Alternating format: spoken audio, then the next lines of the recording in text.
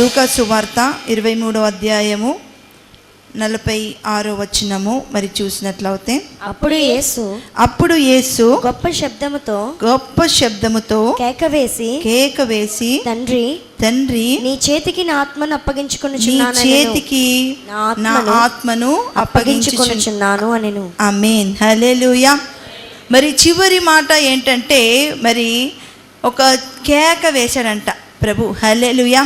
ఆ కేక వేసి ఏమన్నాడంటండి, తండ్రి నీ చేతికి నా ఆత్మని అప్పగించుచున్నాను. హల్లెలూయా, హల్లెలూయా. మన జీవితంలో ఇంకా మన బాధ్యత అంతా తీరిపోయాక మనము మన బిడ్డలకి మనము అప్పగిస్తూ ఉంటాము, మన పిల్లలకి మనము అప్పగిస్తూ ఉంటాము, మనం ఎవరినైతే ఎక్కువ నమ్ముతామో వాళ్ళకి అప్పగిస్తూ ఉంటాం. దేవునికి స్తోత్రం, హల్లెలూయా. అలానే మరి యేసు ప్రభువు కూడా మరి తండ్రి చిత్త ప్రకారము ఈ లోకంకి వచ్చి మరి ఆయన పనంతా పూర్తి చేసుకున్నాక ఏం చేశాడండి, ఆయన ఆత్మని అప్పగించడం జరిగింది. దేవునికి స్తోత్రం, హల్లెలూయా. కాబట్టి నా ప్రియమైన సంగమా, అట్టి యేసు నామములో మనమందరము ప్రతిదినము ప్రార్థన చేస్తున్నాం.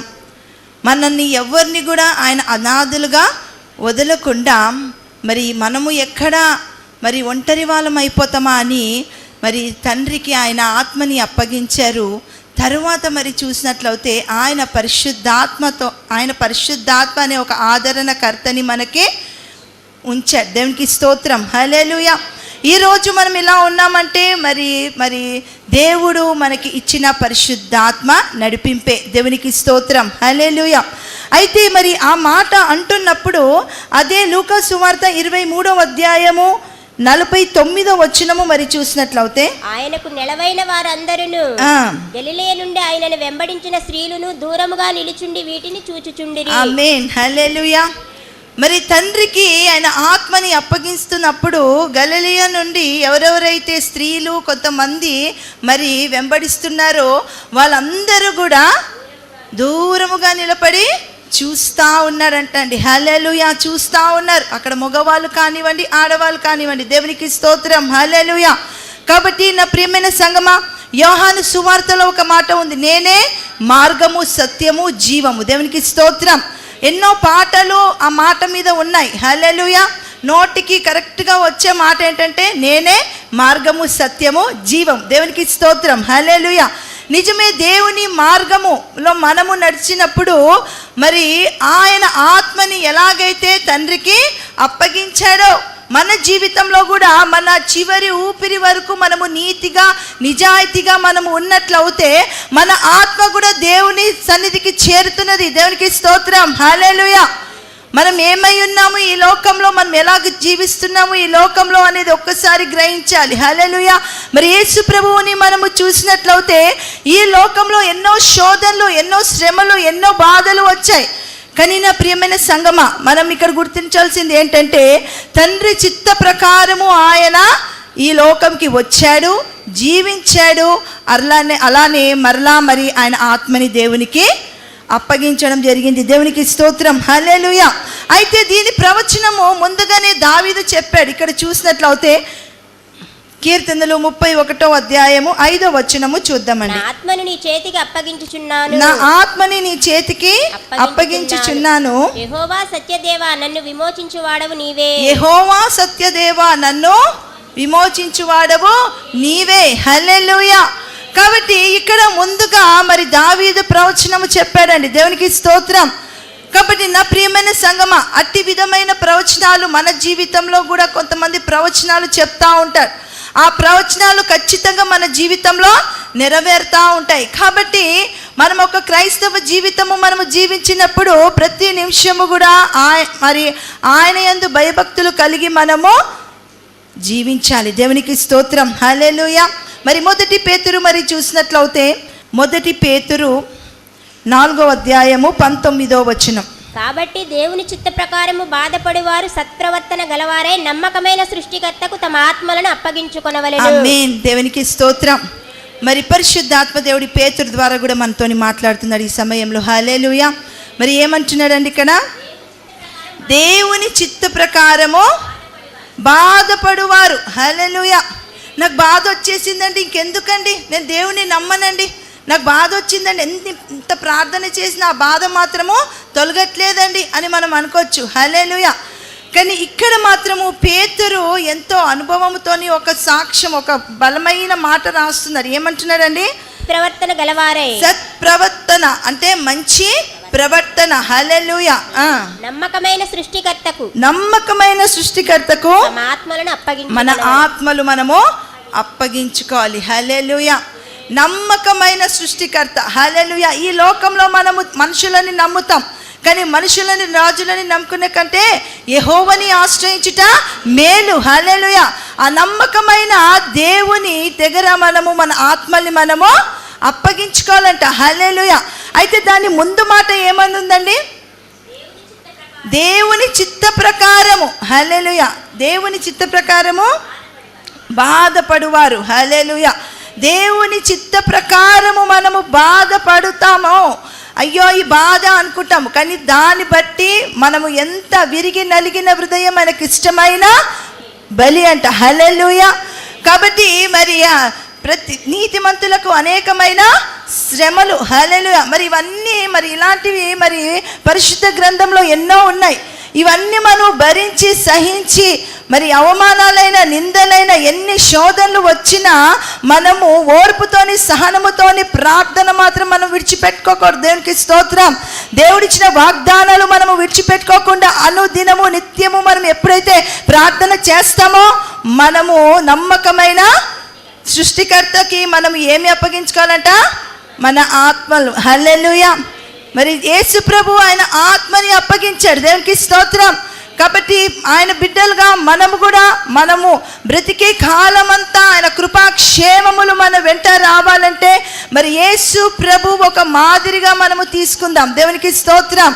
మరి నేను ఒకటే, నా జీవితంలో మాత్రం నేను ఒకటే అంట, యేసయ్యా నీ కాళ్ళ గోర దుమ్ముకు కూడా నేను పనికి రాను ప్రభువా. అట్టి దాన్ని నన్ను నువ్వు ఏర్పరచుకున్నావు, నేను దేనికి పనికి రాను ప్రభువా.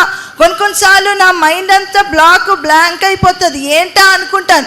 కానీ ఎప్పుడైతే నేను యేసు నామంలో ప్రార్థన చేస్తానో, ఎప్పుడైతే యేసు నామంలో విశ్వాసముతోని ఉంటానో అప్పుడు నా జీవితంలో గొప్ప కార్యము చేస్తాడు. హల్లెలూయా. కాబట్టి నా ప్రియమైన సంగమా, మనము దేవునికి మన ఆత్మల్ని అప్పగించుకోవాలంటే మనము ఈ లోకంలో బ్రతికిన కాలం అంతా కూడా వాక్యానుసారంగా మనము జీవించాలి. దేవునికి స్తోత్రం. యోహాను సువార్త 6వ అధ్యాయము 63వ వచనం మరి చూసినట్లయితే, ఆత్మయే జీవింపచేయుచున్నది, శరీరము కేవలము నిష్ప్రయోజనం. ఆమేన్. దేవునికి స్తోత్రం. హల్లెలూయా. చాలా చాలా పెద్ద మాట అండి. ఏంటండి? ఆత్మనే మనల్ని జీవింపచేయుచున్నది. దేవునికి స్తోత్రం. శరీరము వేస్ట్. హల్లెలూయా. కానీ శరీరంని కాపాడేది ఆత్మనే.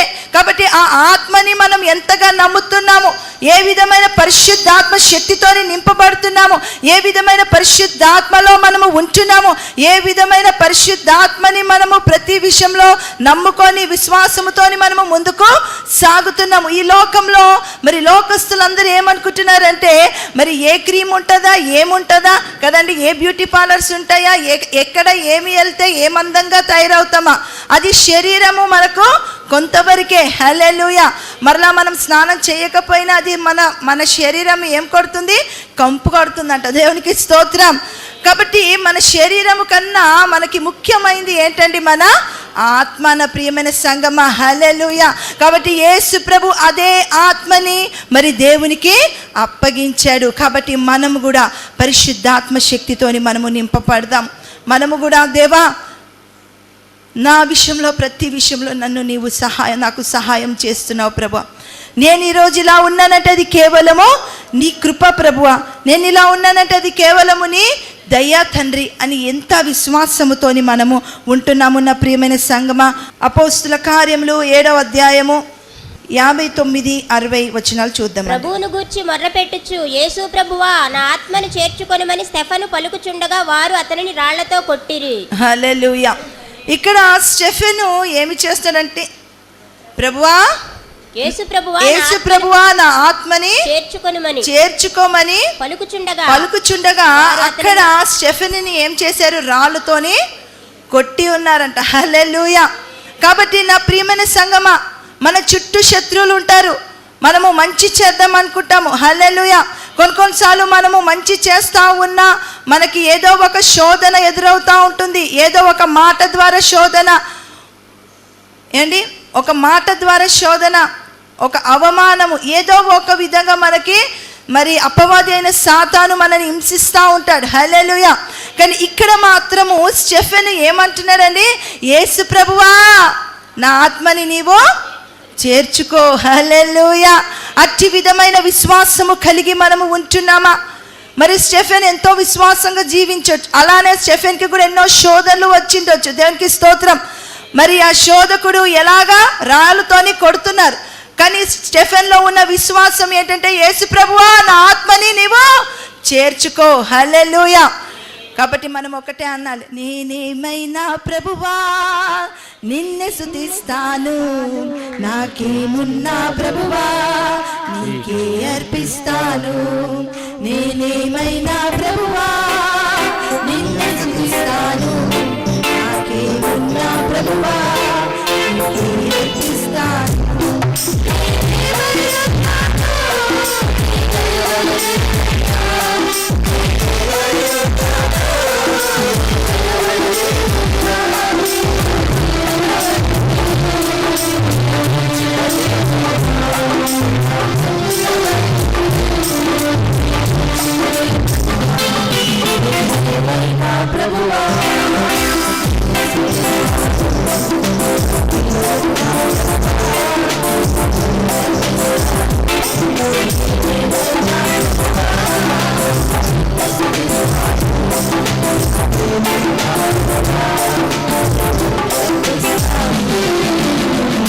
హల్లెలూయా.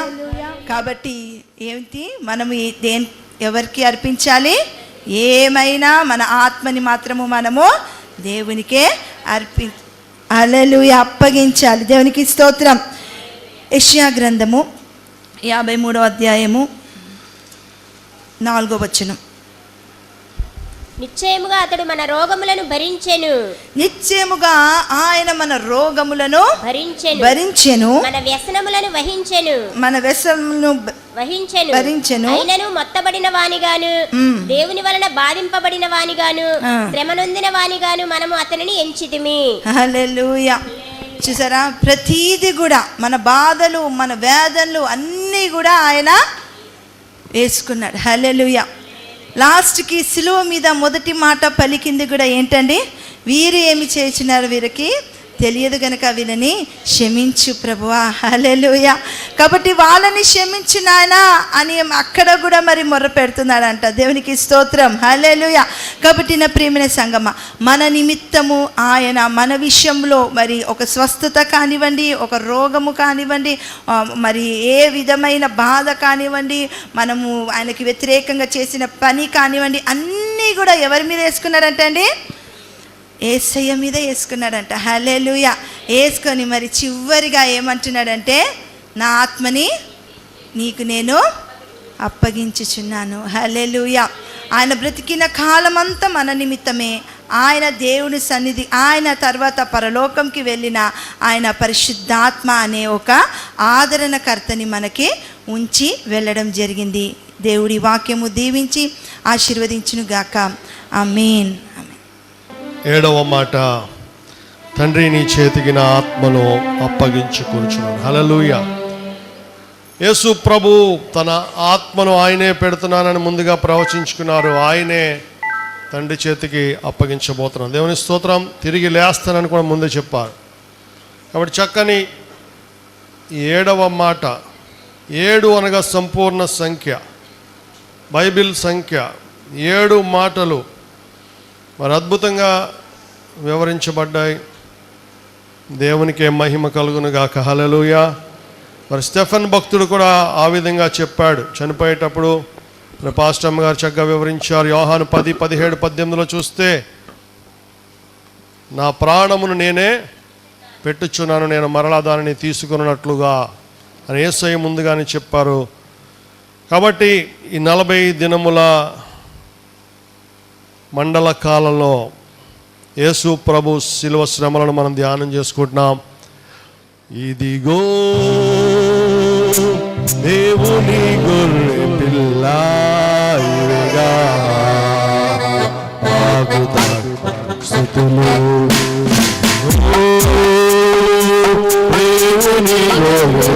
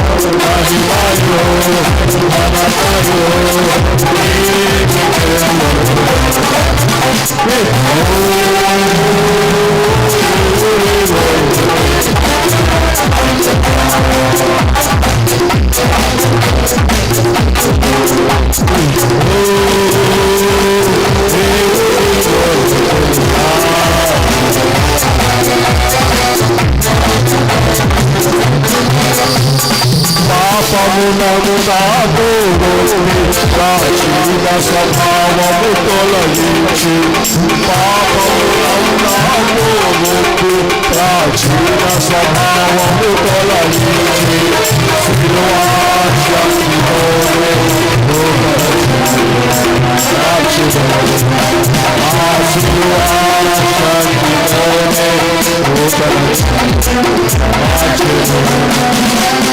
అర్హుడవు అర్హుడవు రత్నమిచ్చి ప్రాణమిచ్చి అర్హుడవు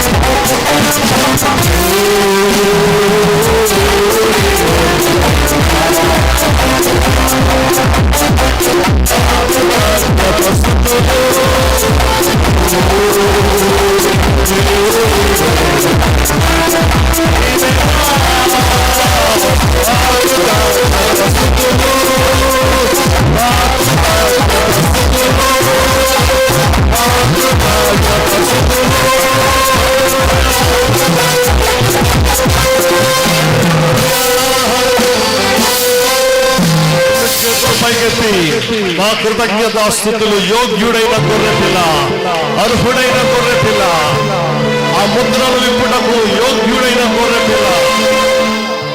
ప్రకటన గ్రంథంలో యోగ్యుడైన గొర్రెపిల్ల, జీవ గ్రంథము ముద్రలు విప్పుటకు అర్హుడైన దేవుని గొర్రెపిల్ల, నజరేయుడైన యేసు గొర్రెపిల్ల. హల్లెలూయా, హల్లెలూయా, హల్లెలూయా, హల్లెలూయా. దేవుని గొర్రెపిల్ల, నీకే మా కృతజ్ఞతాస్తుతులు, నీకే మా కృతజ్ఞతాస్తుతులు. నీవు మాత్రమే అర్హుడవు. నాలో పాపమున్నదని మీలో ఎవడు స్థాపించగలడు? లోక పాపమంతటిని మోసే గొర్రెపిల్ల, ఒకే ఒక్క దేవుని గొర్రెపిల్ల. హల్లెలూయా, హల్లెలూయా. ప్రియ దేవుని బిడ్డ, ఇలాంటి గొర్రెపిల్ల కాదు, సాక్షాత్తు దేవుని గొర్రెపిల్లగా ఈ లోకానికి వచ్చాడు. ఒక్కగానొక్క బలిగా ఆయన తన కుమారుడు అర్పించాడు. బాప్తిస్మిచ్చి యోహాను ప్రవచించినది మొదలుకొని, ఇదిగో లోక పాపమును మోసుకొని పోవు దేవుని గొర్రెపిల్ల. Hallelujah, hallelujah, hallelujah, hallelujah. Thank you Jesus. లూకాసు 23:28. యేసు వారి వైపు తిరిగి, యెరూషలేము కుమార్తెలారా, నా నిమిత్తము ఏడవకుడి, మీ నిమిత్తమును మీ పిల్లల నిమిత్తమును ఏడ్వుడి. ఆమేన్. యేసు ప్రభు సిలువ మోసుకొంచు యెరూషలేము వీధుల గుండా ఊరి వెలుపటికి వెళ్చినప్పుడు అనేక మంది ప్రజలు ఆయన్ని చూచి ఏడుస్తూ ఉన్నారు. అందులో స్త్రీలైన వారు ఎక్కువగా ఏడుస్తున్నప్పుడు ఆయన ఈ మాట పలికాడు, యెరూషలేము కుమార్తెలారా, నా నిమిత్తము ఏడవకండి, మీ నిమిత్తము మీ పిల్లల నిమిత్తము ఏడవండి. కొద్దిసేపటి క్రితం పిలాతు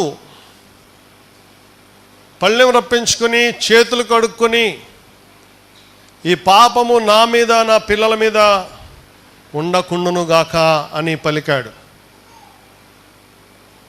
అక్కడున్న యెరూషలేము ప్రజలందరూ కూడా వెంటనే ఈ పాపము మా మీదను మా పిల్లల మీదను ఉండునుగాక అని పలికారు వాళ్ళు. హల్లెలూయా. యేసు ప్రభువుని అన్యాయంగా మరణశిక్షకు అప్పగిస్తున్న పాపము పిలాతు మీద ఉండకూడదని భయపడ్డాడు. ఎందుకంటే పిలాతు భార్యకి ఒక కల వచ్చింది, కబురు పెట్టింది, ఆ నీతిమంతుని జోలికి పోవద్దు. అయినా సరే ప్రజలకు లొంగిపోయాడు, దేవునికి లోబడలేదు పిలాతు. ప్రజల ఒత్తిడికి లొంగిపోయి యేసయ్యను సిలువ వేయటానికి అప్పగించాడు. పళ్ళెం రప్పించుకుని చేతులు కడుగుకొని, ఈ పాపము నా మీద నా పిల్లల మీద ఉండకుండునుగాక అని చెప్పగానే అక్కడున్న శత్రువులందరూ కూడా ఈ పాపము మా మీద మా పిల్లల మీద ఉండునుగాక అని చెప్పారు. ప్రియదేవుని బిడ్డ, కొంతమంది భక్తులు అంటారు, అందుకనే ఈరోజు వరకు ఇజ్రాయేలు దేశంలో శాంతి లేదు. ఏ శాప వచ్చినమైతే వాళ్ళు పలికారో ఆ శాపాలు వాళ్ళని వెంటాడుతున్నాయి. హల్లెలూయా. వారు చెదిరిపోయారు, తర్వాత ప్రపంచం అంతా చెదిరిపోయారు. తర్వాత మళ్ళీ 1948లో వారందరూ కూడా ఒక ఎడారి భూమిలో సమకూడి తిరిగి వారు ఒక దేశంగా ఏర్పడ్డారు, కానీ వారికి ఎప్పుడూ కూడా సమాధానం ఉండదు. హల్లెలూయా. వారి చుట్టూరు శత్రువులే, వారి చుట్టూరు పొంచి ఉన్న దేవుని కుమారుణ్ణి వారు అంగీకరించలేదు. ఆ శాపము మా మీద ఉండునుగా కానీ వారు క్లెయిమ్ చేశారు. తర్వాత యేసు ప్రభు వెళ్తుంటే సిలువను మోసుకుంటూ ఆ యొక్క బందిపోట్లు బంట్రోతులు ఆయనను కొరడాలతో కొడుతూ సిలువ మోయిస్తుంటే అక్కడ చూస్తున్న స్త్రీలైన వారు ఏడుస్తున్నారు ఆయన వైపు చూచి. అంతకుముందు ఆయన బాధలు విన్నవారు ఉన్నారు, అంతకుముందు ఆయన ద్వారా మేలు పొందుకున్నవారు, స్వస్థతలు పొందుకున్నవారు, అద్భుతాలు పొందుకున్నవారు ఉన్నారు. హల్లెలూయా. వారిని చూచి యేసయ్య అంటున్నారు, యెరూషలేము కుమార్తెలారా, నా నిమిత్తము ఏడవకుడి, మీ నిమిత్తమును మీ పిల్లల నిమిత్తమును ఏడవండి. యేసయ్య గురించి మనం ఏడవ అవసరం లేదు. యెరూషలేము కుమార్తెలకు మాత్రమే కాదు, ప్రపంచంలో ఉన్న ప్రతి ఒక్కరికి, ప్రతి క్రైస్తవునికి, ప్రతి క్రైస్తవురాలికి ఆయన చెప్తున్నాడు, డు నాట్ వీప్ ఫర్ మీ, నా నిమిత్తము ఏడవవద్దు. మనం ఏడవలసింది ఉంది కానీ ఏడవలసిన విషయం మాత్రం అది కాదు. హల్లెలూయా. మనల్ని ఏడవమని ఆయనే చెప్తున్నాడు. ఏడవద్దన్నాడా? అసలు ఏడవద్దన్నాడా? చెప్పండి, అది సరిగ్గా చదవండి. నా నిమిత్తం ఏడవకుడి. హల్లెలూయా. దేనికోసం ఏడవాలి, దేనికోసం ఏడవకూడదో యేసు ప్రభు చెప్తున్నారు. దేవుని స్తోత్రం. ఆయన మన కన్నీటి ప్రతి బాష్ప బిందువులు తుడునన్నాడు, దుఃఖ దినములు సమాప్తమవునన్నాడు. కాబట్టి ఇంకా ఏడవద్దండి, మనం ఏడవకూడదు అనుకోవద్దు క్రైస్తవులు. ఏడవమని ఆయన ఆజ్ఞాపిస్తున్నాడు, అదొక ఆజ్ఞ. ప్రతి ఒక్కరు ఏడవాలి. ఎవరి దగ్గర ఏడవాలి? అమ్మా నాన్న దగ్గర ఏడుస్తాం చిన్నప్పుడు, ఏది కావాలంటే అది. కొంతమంది మనుషుల దగ్గర ఏడుస్తూ ఉంటారు, ఏదన్నా రాలుస్తారేమో అని. కొంతమంది ధనవంతుల దగ్గర ఏడుస్తూ ఉంటారు. ప్రియ దేవుని బిడ్డ, మనం ఏడవలసింది దేవాది దేవుని పాదముల మీద పడి ఏడవాలి. హల్లెలూయా. ఏ మనిషి దగ్గరైనా మనం ఏడ్చామంటే మన వెనకాల వాళ్ళు నవ్వుకుంటారు, మన ముందు వాళ్ళు కూడా ఏడుస్తున్నట్టుగా నటిస్తారు, కానీ మనం వెళ్ళిపోగానే వాళ్ళు మన మీద జోకులు వేసుకుంటారు. మీ నిమిత్తం ఏడవండి, మీ పిల్లల నిమిత్తం ఏడవండి. మీ పిల్లల మీదకి ఉగ్రత రాకుండా. ముఖ్యంగా యెరూషలేము వారు ఆ రోజున పెద్ద పాపాన్ని మూట కట్టుకున్నారు కాబట్టి వెంటనే ఆయన వారికి ఈ ఆజ్ఞని జారీ చేశారు. 126వ కీర్తన 5వ వచనంలో 6వ వచనంలో, కన్నీళ్లు విడుచుచు విత్తువాడు సంతోషగానముతో పంట కొని వచ్చును, పిడికెడు విత్తనములు పట్టుకుని ఏడ్చుచు పోవు విత్తువాడు సంతోషగానము చేయుచు పనులు మోసుకొని వచ్చును. హల్లెలూయా. నువ్వు కన్నీళ్ళు విత్తావంటే ఏం కోసుకుంటావంట? సంతోషం కోసుకుంటావు. హల్లెలూయా. వ్యవసాయం గురించి చెప్తున్నాడు అక్కడ. నువ్వు విత్తేటప్పుడు కన్నీటి ప్రార్థనతో విత్తు, అది అద్భుతమైన పంటగా మారుతుంది. హల్లెలూయా. ఈ వాగ్దానం ఎత్తి ప్రార్థన చేయి. 126వ కీర్తన 5వ వచనం, కన్నీళ్లు విడిచుచు విత్తువారు. నువ్వు దశంభాగం వేసావు కానీ నీకు ఆశీర్వాదాలు రావట్లా, దశంభాగం ఇస్తున్నావు కానీ దీవెనలు రావట్లా. ఎందుకంటే నువ్వు మామూలుగా వేస్తున్నావు కాబట్టి, ఆచార ప్రకారం వేస్తున్నావు, లేకపోతే బలవంతంగా వేస్తున్నావు. ఏం చేయాలి? కన్నీళ్లు విడుచుచు దశంభాగం విత్తు. అప్పుడు ఆ వాగ్దానం ఆకాశవాకిలు విప్పి పట్టజాలంద విస్తార దీవెనలు. నీ పంటను తినివేయి పురుగును గద్దిస్తా అన్నాడు. నీ ద్రాక్ష పళ్ళు అకాల ఫలములు రాల్పకయుందునన్నాడు. మలాకి గ్రంథం 3వ అధ్యాయం 10వ వచనంలో కన్నీళ్లు విత్తాలని దేవుని వాక్యము మనకు ఆజ్ఞాపిస్తుంది. 6వ కీర్తన 6వ వచనంలో దావీదు భక్తుడు కన్నీరు గురించి మనం చూస్తున్నాం. నేను అలసి ఉన్నాను, ప్రతి రాత్రియు కన్నీరు విడిచుచు నా పరుపు తేలజేయుచున్నాను, నా కన్నీళ్ల చేత నా పడక కొట్టుకొని పోవుచున్నది. హల్లెలూయా. దావీదు కన్నీరు కారుస్తున్నాడు అంటండి. దావీదు అంతటి గొప్ప రాజు బైబిల్లో మరొకడు లేడు, ఇజ్రాయేల్ చరిత్రలో మరొకడు లేడు ఈరోజు వరకు కూడా. కానీ మగవాళ్ళు ఏడవకూడదు అంటారు కదా, కానీ దావీదు అందరికంటే ఎక్కువ ఏడుస్తున్నాడంట.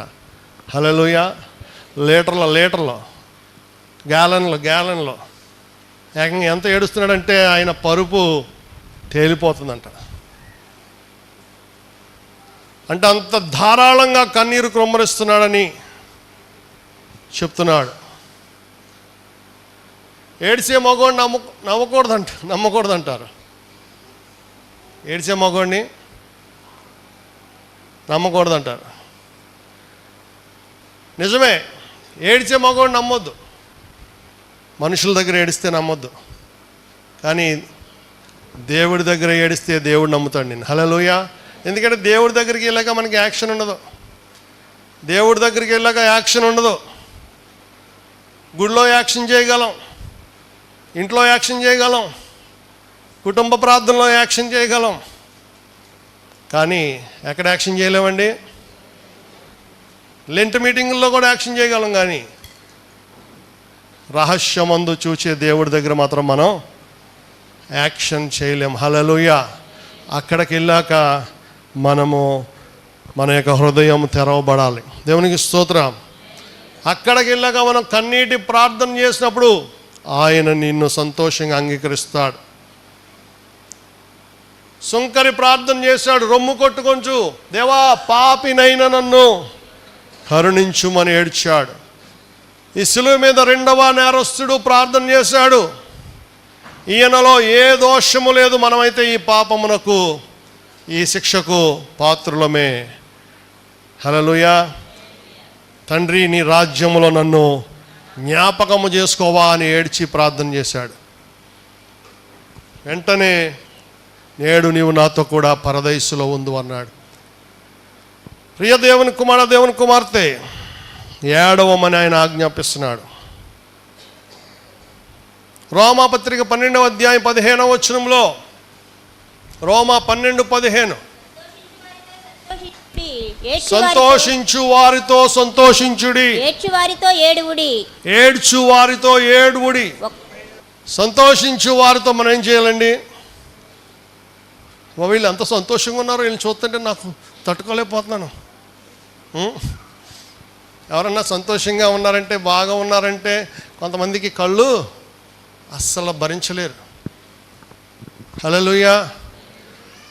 ఎవరికన్నా మంచి ఉద్యోగం వచ్చిందంటే అబ్బా వినలేకపోతున్నామండి. ఎవరన్నా మనకంటే మంచి ఇల్లు కట్టుకుంటున్నారంటే అబ్బా చూడలేకపోతున్నాం, భరించలేకపోతున్నాం, నిద్ర పట్టట్లేదు. ఎవరికైనా మంచి ఫస్ట్ క్లాస్ ర్యాంక్ వచ్చిందంటే, ఎవరైనా పెద్ద చదువులు చదువుతున్నారంటే అస్సలు తట్టుకోలేరు. వాళ్ళు ఎవరండి? వాళ్ళు క్రైస్తవ సంఘంలో ఎవరైనా ఉంటారా? అటువంటి వాళ్ళు ఉండొచ్చా? సంతోషించు వారితో సంతోషించండి. అప్పుడు ఆ సంతోషం మీకు కూడా దేవుడు వ్యాపింపజేస్తాడు. దేవుని స్తోత్రం. దేవుని ప్రేమ మనలో ఉంటే సంతోషించగలుగుతాం. మనలో దేవుని ప్రేమ లేదు, కుళ్ళు బుద్ధి ఉందనుకోండి, అప్పుడు అసూయలు. ఏడ్చు వారితో ఏడవండి. ఎవరైనా ఏడుపు బాధల్లో ఉన్నారు, దుఃఖంలో ఉన్నారు, కష్టాల్లో ఉన్నారు, భలే జరిగిందిలే, హల్లెలూయా, చంకలు కొట్టుకుంటారు కొంతమంది, అచ్చికచ్చిగా నాకు అచ్చి తీరిందని వాళ్ళు చిన్నప్పుడు. ఏడ్చు వారితో మనం ఏం చేయాలి? ఏడ్చే వాళ్ళని చూసి మనం అపహసించకూడదు. అపహాస్యం చేయవారు అపహాస్యం పాలవుతారు. ఒక రోజున అందరిని చూసి ఎగతాళి చేసేవారు ఒక రోజున ఎగతాళి అయిపోతారు. వాళ్ళు బతుకులు ఎగతాళిగా మారిపోతాయి. చాలామందిని చూసాం, కష్టాల్లో ఉన్నవారిని, నష్టాల్లో ఉన్నవారిని చూసి వెక్కిరించిన వాడు ఏమంటాడు? బేదలను వెక్కిరించేవాడు వారి సృష్టికర్తను నిందించుచున్నాడంట. సామెతల గ్రంథంలో హెచ్చరిక. పేదరికాన్ని చూసి అసహించుకునేవారు, పేదలను చూసి ఏడుపులో ఉన్నవాళ్ళు, దుఃఖంలో ఉన్న వాళ్ళని చూసి తిండి లేక ఏడుస్తున్నవారు, ఏ వసతులు లేక పేదరికంతో అలమటిస్తున్న వారిని చూసి ఏడ్చేవారు, ఆదరణ లేని వారిని చూసి మనం ఏడ్చామంటే దేవుని ఉగ్రత మన మీదకి వస్తుంది. హల్లెలూయా. ఎవరితో ఏడవాలో కూడా దేవుడు చెప్తున్నాడు. యేసు ప్రభు లాజరు సమాధి దగ్గరికి వెళ్ళినప్పుడు అందరూ గొల్లుని ఏడుస్తున్నారు, బోరుని ఏడుస్తుంటే ఈయన కూడా ఏం చేశాడు? ఈయన కూడా కన్నీరు విడిచాడు. యేసు కన్నీరు విడిచానని ఉంటుంది యోహాను సువార్త 11వ అధ్యాయం. మన ప్రభువే ఏడ్చినప్పుడు, మన యేసయ్య ఏడ్చినప్పుడు, యోహాను సువార్త 11వ అధ్యాయము 35. బైబిల్లో అతి చిన్న వాక్యం అంటండి ఇది. బైబిల్లో అతి చిన్న వాక్యం ఇది. యేసు కన్నీళ్ళు విడిచాను. జీసస్ వెప్ట్, ఇంగ్లీష్లో వీపింగ్, వెప్ట్. అందరిని చూచాడు. ఆయన అద్భుతం చేయడానికి వచ్చాడు కదా, ఎందుకు ఏడవాలి? అందరూ ఏడుస్తున్నారు. ఆయనకి ఆత్మీయులైన వారు, మంచి వాళ్ళు ఉన్నారు అక్కడ. ఆయనకి ఇష్టమైన కుటుంబం బేతనీలో లాజరు, మరియా, మార్తల కుటుంబం దుఃఖంలో ఉన్నప్పుడు ఆయన కూడా ఏం చేశాడు? ఏడ్చాడు. నువ్వు నిజమైన స్నేహితుడు అయితే ఏడుస్తావు, నువ్వు నిజమైన మనిషివైతే ఏడుస్తావు, నీలో మానవత్వం ఉంటే ఏడుస్తావు, నీలో పైశాచికత్వం ఉంటే నువ్వు నవ్వుతావు. హల్లెలూయా. యేసు కన్నీళ్ళు విడిచెను. మన దేవుడే ఒక మాదిరి చూపించాడు ఈ లోకంలో. 33.5 సంవత్సరాలు ఇక్కడ బతికాడు ఆయన. కొంతమంది అంటారు అన్యులు, ఆ దేవుడు ఏంటండి, ఆయనకేం తెలుసు మన కష్టాలు, ఆయన పైన ఉంటాడు. కానీ మన దేవుడు పైనుండే దేవుడు కాదు. ఆయన ఏం చేశాడు? పరలోకాన్ని విడిచి దేవునితో సమానంగా ఉండుట విడిచిపెట్టకూడని భాగ్యం అని ఎంచుకోలేదు, కానీ మనుష్యుని పోలిగా పుట్టి దాసుని రూపం ధరించుకుని తన్ను తాను రిక్తునిగా చేసుకును. ఫిలిప్పీ 2వ అధ్యాయం 6 నుండి. ప్రియ దేవుని బిడ్డ, మన దేవుడు కబుర్లు చెప్పే దేవుడు కాదు, చేతల్లో చూపించాడు. హల్లెలూయా. మన దేవుడు ఏ జంతువు రూపంలో రాలేదు. జంతువు రూపంలో వస్తే ఆ జంతువుల కోసం వచ్చినట్టు. ఏ రూపంలో వచ్చాడండి ఆయన? నరావతారిగా వచ్చాడంటే నరుల కోసం మాత్రమే వచ్చాడు. దేవుని స్తోత్రం. కాబట్టి మన దేవుడు మనతో శ్రమ పడ్డాడు. దీనంతటికీ కారణం ప్రేమ. దేవుని స్తోత్రం. 1 యోహాను 4:8 దేవుడు ప్రేమ స్వరూపి. God is love. ప్రేమ, నిజమైన ప్రేమ, అగాపే, దేవుని ప్రేమ. ఆయన మనల్ని ప్రేమిస్తున్నానని చేతల్లో చూపించాడు, మనతో పాటు జీవించాడు. 33.5 సంవత్సరాలు అనగా నిండు యవ్వన ప్రాయము ఎలా జీవించాలో ఒక మనిషి జీవించాడు. యవ్వన ప్రాయము ఇష్టానుసారంగా విచ్చలవిడిగా జీవించే వారికి ఒక మాదిరి చూపడానికి వచ్చాడు. ఎప్పుడో ముసలోడైపోయాక భక్తి కాదు. హల్లెలూయా. 33.5 సంవత్సరములు ఏ పాపము లేకుండా బ్రతికాడు, తను తాను సమర్పించుకున్నాడు. మీకోసం ఏడవండి, మీకోసం, మీ పాపముల కోసం ఏడవండి. దేవునికి ఇష్టం లేని పనులు చేసినందుకు ఏడవాలి మనం. దేవునిని ఏడిపించినందుకు మనం ఏడవాలి. ఆయన గాయాలు రేపినందుకు మనం ఏడవాలి. ఆయనను సంతోషపరచలేకపోయినందుకు మనం ఏడవాలి. హల్లెలూయా. మీకోసము, మీ పిల్లల కోసం. అంటే మీ పాపాలు మీ పిల్లల మీదకి వస్తాయని ఉంది. మీ పాపములు మీ పిల్లల మీదకి వస్తాయని, 3-4 తరముల పితరుల పాపములు పిల్లల మీదకి వస్తాయని,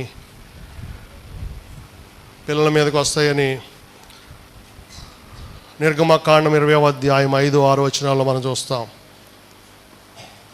కాబట్టి మన పాపములు పిల్లల మీదకి రాకుండా యేసయ్య మీదకి వెళ్ళాలంటే మనము ఏడ్చి ప్రలాపించాలి. విలాప వాక్యములు 2వ అధ్యాయం 19వ వచనం. నీవు లేచి రేయి మొదటి జామున మొర్ర పెట్టుము, నీళ్లు కుమ్మరించినట్లు ప్రభువు సన్నిధిని నీ హృదయం. ఎలా ప్రార్థన చేయాలండి? నీవు లేచి నీళ్లు కుమ్మరించినట్లు ప్రార్థన చేయాలంట. హల్లెలూయా. నీళ్లు కృమ్మరించినట్లు. హృదయమును కుమ్మరించుము. ప్రభువు సన్నిధిని నీ హృదయమును కుమ్మరించుము. నీ పసిపిల్లల ప్రాణము కొరకు నీ చేతులను ఆయన తట్టు నీ పసిపిల్లల ప్రాణము కొరకు నీ చేతులను ఆయన తట్టు ఎత్తుము. నీళ్లు కృమ్మరించినంతగా కన్నీరు కార్చాలి. దావీదు కృమ్మరించాడు కాబట్టి ఆయన పరుపు తేలిందంట. హల్లెలూయా. దేవుని బిడ్డలమైన మనము కన్నీరు కార్చే అనుభవం మనకుందా? ఏడవమని ఆయన ఆజ్ఞాపిస్తున్నాడు. ఈ శుభ శుక్రవారం ఏడిస్తే నీకు శుభం. ఈ రోజు నుంచి నువ్వు ఏడ్చి ప్రార్థన చేస్తే నీకు శుభం జరుగుతుంది. హల్లెలూయా. యేసయ్య నీ శాపాలన్నీ తీసుకుంటాడు.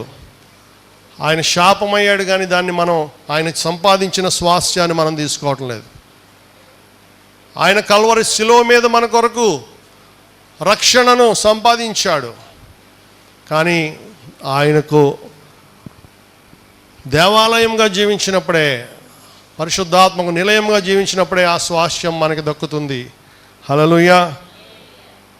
కల్వరి శిలువలో మన వ్యాధులను ఆయన తీసుకుని ఆయన స్వస్థతను మనకి ఇచ్చారు.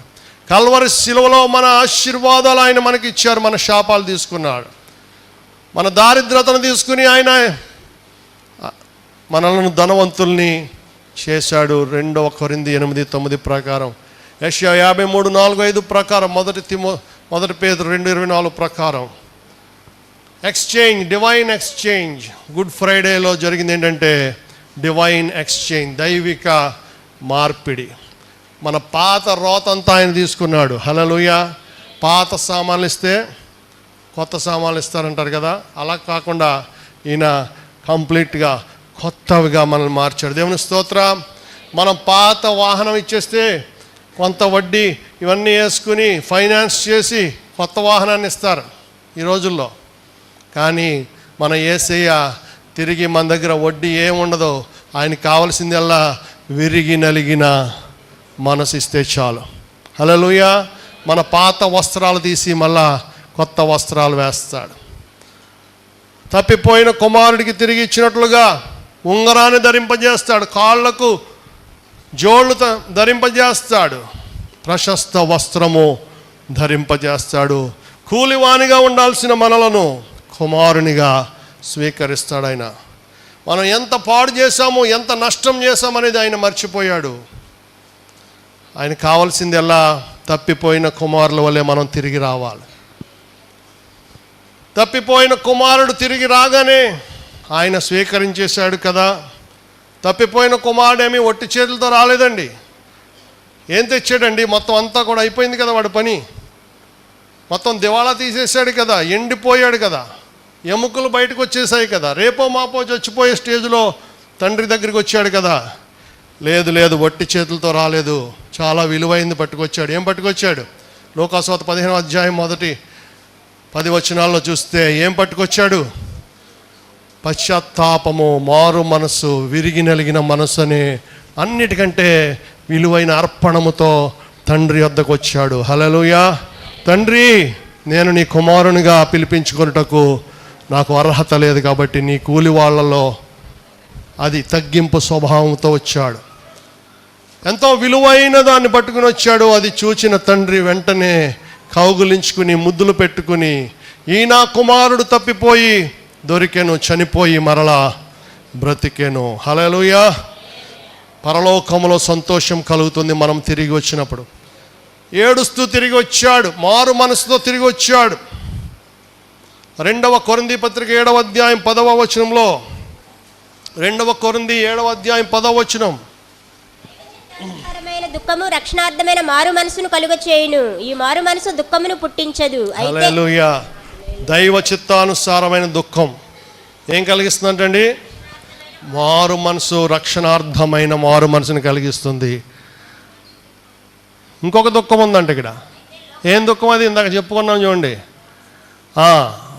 లోక సంబంధమైన దుఃఖము మరణాన్ని కలిగిస్తుంది. ఒకరిని చూసి తట్టుకోలేకపోతున్నాం, ఒకరిని చూసి భరించలేకపోతున్నాం, ఒకరు బాగుపడుతుంటే అది మరణాన్ని కలిగిస్తుందని బైబిల్ చెప్తుంది. 2 కొరింథీ 7:10. దైవ చిత్తానుసారంగా నువ్వు దుఃఖపడుతున్నావు అంటే దేవుడు దేనికి దుఃఖపడుతున్నాడో దానికి నువ్వు దుఃఖపడాలి. హల్లెలూయా. అప్పుడు నీకు రక్షణార్థమైన మారు మనస్సు అనే వాగ్దానం ఇచ్చాడు. లూకాసు వార్త 22వ అధ్యాయం 63వ వచనం చదువుదాం. పేతురు దేవుడికి వ్యతిరేకంగా ఒక పాపం చేశాడు. ఆయన ఎవరో ఎరుగనని 3 సార్లు బొంకాడు, అబద్ధమాడాడు. పేతురు సంతాపపడి ఏడ్చాడంటండి. యేసయ్య ఏం చెప్పారు? నువ్వు 3 సార్లు నేను ఎవరినో తెలియనని బొంకితేనే కానీ కోడి కుయ్యదు రాత్రి. హల్లెలూయా. యేసయ్య నాకెవడో తెలియదని చెప్పి 3 సార్లు బొంకాడు. ఏమైంది అప్పుడు? కుక్కరొక్కో అంది. వెంటనే ఏమర్థమైంది మనోడికి? యేసయ్య మాట గుర్తొచ్చింది. వెంటనే వెలుపటికి పోయి సంతాపపడి ఏడ్చెను. సంతాపపడి ఏడ్చాడు, పశ్చాత్తాపడ్డాడు పేతురు. అంతకుముందు 3 సార్లు అబద్ధం ఆడిన పేతురు ఎప్పుడైతే పశ్చాత్తాపడి ఏడవటం మొదలుపెట్టాడో, కన్నీటి ప్రార్థన పరుడిగా మారిపోయాడో, అదే పేతురుతో యేసు ప్రభు 3,000 మందిని రక్షించుకున్నాడు పెంతెకోస్తు పండుగ దినాన. హల్లెలూయా, హల్లెలూయా.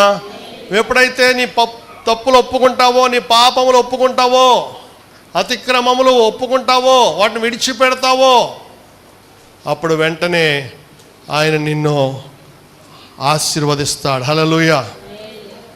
దైవ చిత్తానుసారంగా దుఃఖించాలి మనం. దేవునికి ఏ విషయంలో దుఃఖం కలుగుతుందో ఆ విషయంలో మనకి దుఃఖం కలుగుతుందా? లోక సంబంధంగా సంతోషించే చాలామంది క్రైస్తవులు ఈ రోజుల్లో ఉంటున్నారు. లోక సంబంధంగా సంతోషిస్తున్నామా? దేవుడు దాని గురించి బాధపడుతున్నాడని మనము వాక్యాన్ని పరీక్షించుకోవాలి, పరిశీలించుకోవాలి. వాక్యం అనే అర్థంలో మనల్ని మనం పరీక్షించుకోవాలి. ఒక స్త్రీ వచ్చింది, యేసు ప్రభు పాదములు తన కన్నీళ్లతో కడిగింది. లూకా 7:37 చూస్తే పాపాత్మురాలైన స్త్రీ వచ్చింది, దుర్మార్గురాలు. ఎన్నో కుటుంబాలు నాశనం అయిపోయినాయి ఆవిడ వల్ల. లూకా 7:37 వచ్చి వెనక నుంచి ఆయన పాదములు చదివమ్మా. వెనుక తట్టు ఆయన పాదముల యొద్ద నిలువబడి ఏడ్చుచు కన్నీళ్లతో ఆయన పాదములను తడిపి తన తల వెంట్రుకలతో తుడిచి, కన్నీళ్లతో తన పాదములను తడిపి తన తల వెంట్రుకలతో తుడిచి పాదములను ముద్దు పెట్టుకుంటుందంట. హల్లెలూయా. ఆమె యేసయ్య దగ్గరికి స్వస్థత కోసం రాలేదు, యేసయ్య దగ్గర ఏదన్నా ప్రార్థన అవసరతతో రాలేదు, ఏ కష్టం చెప్పుకోవడానికి రాలేదు. మరి ఎందుకు ఎంత కన్నీరు కారుస్తుంది? ఎందుకంటే తన పాపాన్ని బట్టి కన్నీరు కారుస్తుంది. హల్లెలూయా. యేసయ్య ఎక్కడుంటే అక్కడ పాపులు మారిపోతూ ఉండేవారు. ఆయన మాట చెప్పకుండానే ఆయనలో ఉన్న అభిషేకం ద్వారా అనేక మంది మారిపోయేవారు. జక్కయ్య ఇంటికి వెళ్ళగానే జక్కయ్య మారిపోయాడు. దేవుని స్తోత్రం. శిలువ మీద దొంగతో ఒక్క మాట కూడా చెప్పకుండానే అతను 2వ వాడు మారిపోయాడు. అలాగే ఈ పాపాత్మురాలైన స్త్రీ కూడా క్షమాపణ పొందుకుంది. ప్రియదేవుని బిడ్డ, మత్తయి సువార్త 5వ అధ్యాయం 4వ వచనంలో దుఃఖపడు వారు ధన్యులు, వారు ఓదార్చబడుదురు. దుఃఖపడితే నువ్వు ధన్యుడు అంట. మనుషుల దగ్గర కాదు, దేవుడి దగ్గర మాత్రమే మనం దుఃఖపడాలి. హల్లెలూయా. దేవుని సన్నిధిలో మనం దుఃఖపడాలి.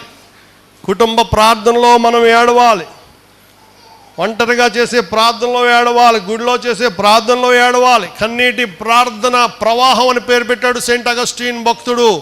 వాళ్ళమ్మ చేసిన ప్రార్థనలో ఆయన కొట్టుకొచ్చాడు. ఒకప్పుడు పాపాత్ముడిగా జీవించాడు. ఎన్ని సంవత్సరాలు వాళ్ళమ్మ బతిమాలినా మారు మనసు పొందని వాడు. హల్లెలూయా. కొంతకాలానికి ఆశ్చర్యకరంగా మారు మనసు పొంది సాక్షిగా జీవించాడు, సేవకుడిగా మారిపోయాడు. ఆయన చెప్పిన సాక్ష్యం ఏంటంటే, నా తల్లి యొక్క కన్నీటి ప్రార్థన ప్రవాహములో నేను మీ ముందుకు కొట్టుకొని వచ్చాను. దేవుని స్తోత్రం. కన్నీటి ప్రార్థనకి ప్రవాహం అనే పేరు పెట్టాడు. హల్లెలూయా. ప్రవాహం, సునామీ వచ్చినప్పుడు ఏమైపోతాయి? అన్నీ కూడా కొట్టుకుపోతాయి. అలాగే కన్నీటి ప్రార్థన అనే సునామీ మనం విడుదల చేసినప్పుడు మన శాపాలన్నీ కొట్టుకుపోతాయి, మన కష్టాలన్నీ కొట్టుకుపోతాయి, మన వ్యాధులన్నీ కొట్టుకుపోతాయి, మన వ్యసనాలన్నీ కొట్టుకుపోతాయి, మన కుటుంబంలో ఉన్న ప్రతి దురాత్మ శక్తులు కొట్టుకుపోతాయి, మన అప్పులన్నీ కొట్టుకుపోతాయి. ప్రియ దేవుని బిడ్డ, కన్నీటి ప్రార్థన ప్రవాహం. మీకోసం ఏడవండి, మీ పిల్లల కోసం ఏడవండి అని ఆజ్ఞాపిస్తున్నాడు. మార్టిన్ లూథర్ భక్తుడు అన్నాడు, యెషయా గ్రంథం 53వ అధ్యాయము ప్రతి క్రైస్తవుడు కూడా కంఠస్థం చేయాలి, ప్రతి క్రైస్తవుడు బై హార్ట్ చేయాలి. Every Christian must by heart and recite chapter 53 the book of Isaiah. ఏం అధ్యాయం అండి 53? దేని గురించి ఉంది అక్కడ? ఎన్ని సంవత్సరాల ముందు యెషయా ప్రవచించాడు? ఇంకెవరి గురించి అన్న జరిగిందా ఇది? చరిత్రలో ఇంకెవరికైనా ఇలా జరిగిందా? యెషయా 53వ అధ్యాయం యేసు ప్రభు కల్వరి సిలువలో పొందబోయే సిలువ మరణాన్ని గురించి, ఆ యాగాన్ని గురించి, ఒక్క పుణ్య కార్యం అంటాడు హెబ్రీ పత్రికలో. ఆ ఒక్క పుణ్య కార్యము మానవ జాతి అంతటిని కూడా మార్చివేసింది. ప్రియ దేవుని కుమార, దేవుని కుమార్తె. చివరిగా రోమాపత్రిక 8వ అధ్యాయం 17వ వచనంలో యేసుతో పాటు మనము శ్రమ పొందితే మనము పిల్లలమైతే వారసులము, అనగా దేవుని వారసులము, క్రీస్తుతో కూడా మహిమ పొందుటకు ఆయనతో శ్రమ పడిన ఎడల. క్రీస్తుతో కూడా మహిమ పొందాలంటే ఆయనతో కూడా శ్రమ పడిన ఎడల శ్రమ పడాలి. క్రీస్తు తోడి వారసులము, ఆయన తోటి వారసులం అవుతాం. ఈ రోజున ఆయన ఎంతగా హెచ్చించబడ్డాడో ఫిలిప్పి 2:11లో పరలోకమందున్న వారిలో కానీ, భూమి అందున్న వారిలో కానీ, భూమి కింద ఉన్న వారిలో కానీ ప్రతి వాని మోకాలు యేసు నామమున ఉంగినట్లు ప్రతి వాని నాలుకయు తండ్రి మహిమార్థమై యేసే ప్రభు అని ఒప్పుకున్నట్లు అన్ని నామముల కన్నా పై నామముగా ఆయన నామం హెచ్చించబడింది. హల్లెలూయా. ఆయన తోటి వారసులం అంటే ఏంటి? మనము కూడా అంతగా హెచ్చించబడతామని వాగ్దానం పొందుకున్నాం. రోమా 8:17 చెప్తుంది, క్రీస్తు అంతగానో హెచ్చించబడాలంటే ఈ భూమి మీద క్రీస్తుతో కూడా శ్రమ పడాలి. హల్లెలూయా. శ్రమ పడాలి. యేసయ్య కోసం జీవించాలి. యేసయ్య కోసం, ఆయన రాజ్యం కట్టడం కోసం మనం శ్రమ పడాలి. ప్రజల్ని ప్రభు తట్టు తిప్పడం కోసం శ్రమ పడాలి. అనేక మందికి రక్షణ సువార్త ప్రకటించడం కోసం శ్రమ పడాలి. అన్యజనులను రక్షించడం కోసం, చీకటిలో ఉన్న వారికి వెలుగులోకి నడిపించడం కోసం నిజమైన నక్షత్రాల వలె మనము శ్రమపడి క్రీస్తు తోటి వారసులముగా ఎంచబడదాం. దేవుడి వాక్యం మీ వినికిడిలో ఆశీర్వదించి నిత్య మార్గంలో నడిపించునుగాక. ఆమేన్. అందరూ లేచి నిలబడదాం. హల్లెలూయా, హల్లెలూయా, హల్లెలూయా, హల్లెలూయా. తండ్రి, నీ చేతికి నా ఆత్మను అప్పగించుకొనిచున్నాను. చివరి మాటలు చెప్పి ఆయన ప్రాణాన్ని విడిచాడు. హల్లెలూయా, hallelujah, hallelujah, hallelujah, hallelujah, hallelujah, హల్లెలూయా. యేసు చావందే సిలువలో నీ కొరకే, ఆ కొరకే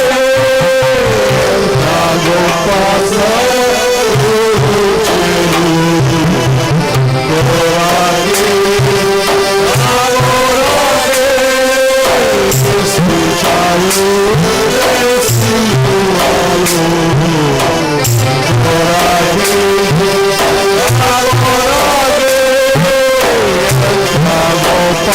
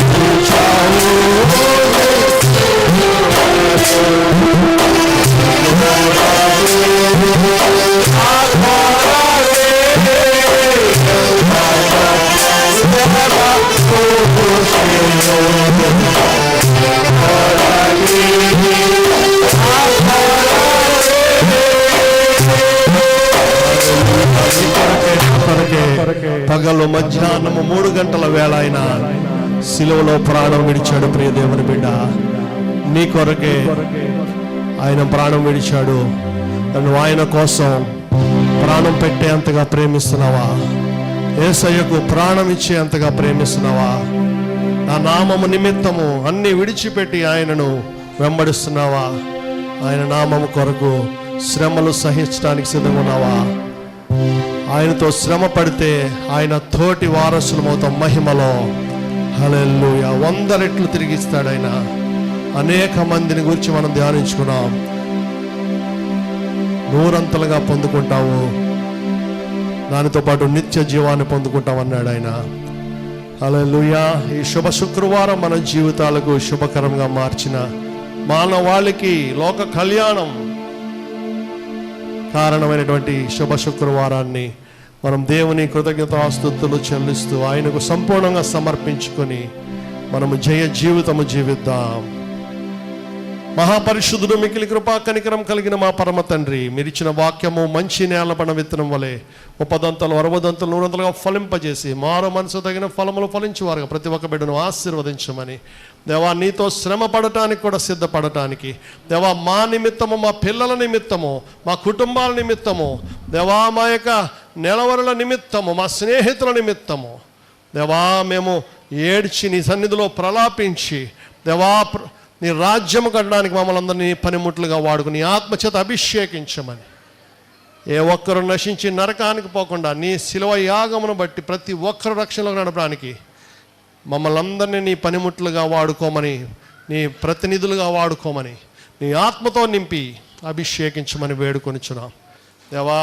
ఎల్లుండి ఈస్టర్ ఆరాధన మీ హస్తాలకు అప్పగిస్తూ ఈ 40 దినములు ఉపవాసములు చేసిన వారిని, ప్రార్థనలో పాలు పొందిన వారిని, ఆరాధించిన వారిని, వాక్యము వివరించిన వారిని, ప్రతి ఒక్కరిని కూడా మీరు మెండైన దీవెనలతో వాగ్దానముల నెరవేర్పు దయచేయమని, ఆటంకాలు తొలగించి గొప్ప సాక్షులుగా నిలబెట్టి వాడుకోమని యేసు పరిశుద్ధ నామమున మిక్కిలి వినయముతో బ్రతిమలాడి వేడుకొని ప్రార్థిస్తున్నాము మా పరమ తండ్రి.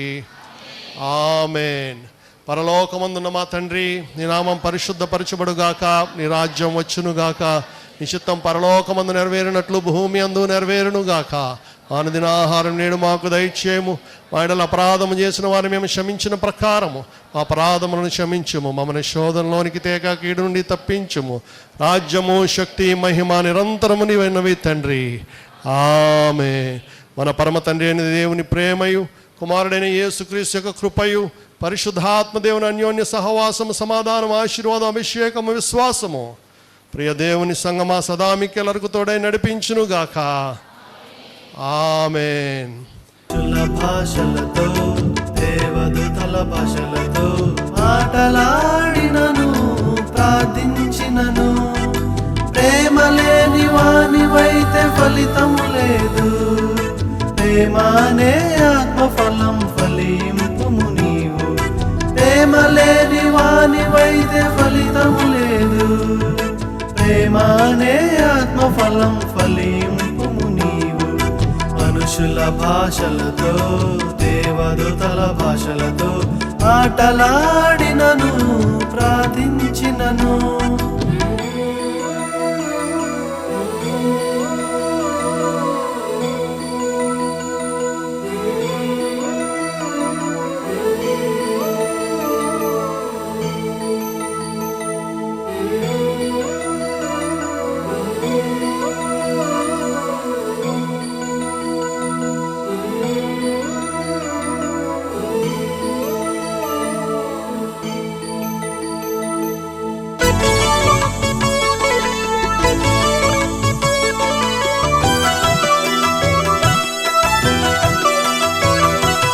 ప్రవచించు కృపావరము కలిగియున్నను, గొప్ప మర్మములు జ్ఞానమంతా ఎరిగియున్నను. ప్రవచించు కృపావరము కలిగియున్నను, గొప్ప మర్మములు జ్ఞానమంతా ఎరిగియున్నను. ప్రేమ లేని వానివైతే ఫలితము లేదు. ప్రేమనే ఆత్మఫలం